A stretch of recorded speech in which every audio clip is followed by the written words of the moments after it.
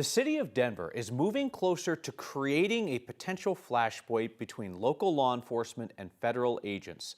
Today, City Council advanced a proposed ordinance that would ban masked agents in the streets, a rule that would be enforced by local police. We start off tonight with our Angeline McCall on this. Angeline, the head of the local police union, spoke out concerned about how this is going to work. Right, Kyle, this proposed ordinance will be moving forward. There were some concerns with much support as well from City Council, from the public specifically as well. And the majority of voices, were there in support, but we did hear from the president of the Denver Police Protection Association about some of his concerns. He said he's worried about local law enforcement arresting or citing federal agents who wear a mask or refuse to identify themselves. He added he's worried that trust would also erode for the types of joint operations they do with federal agencies like the FBI or DEA.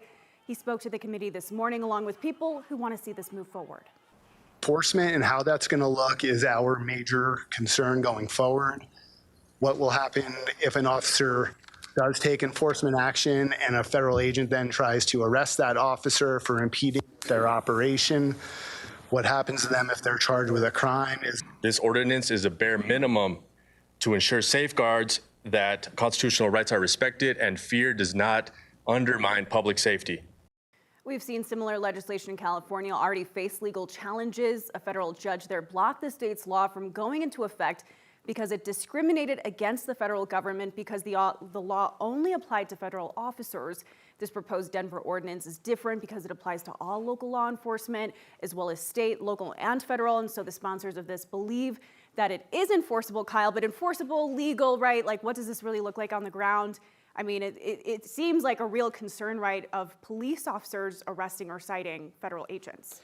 And we know that the Trump administration has just flatly said that if there are local or state mask ordinances, they won't abide by them. Yeah, DHS has already come out and said that they will not abide by this. And so, that leads another question of, if they're not going to abide by it, then we're going to see enforcement, or is this going to be more performative?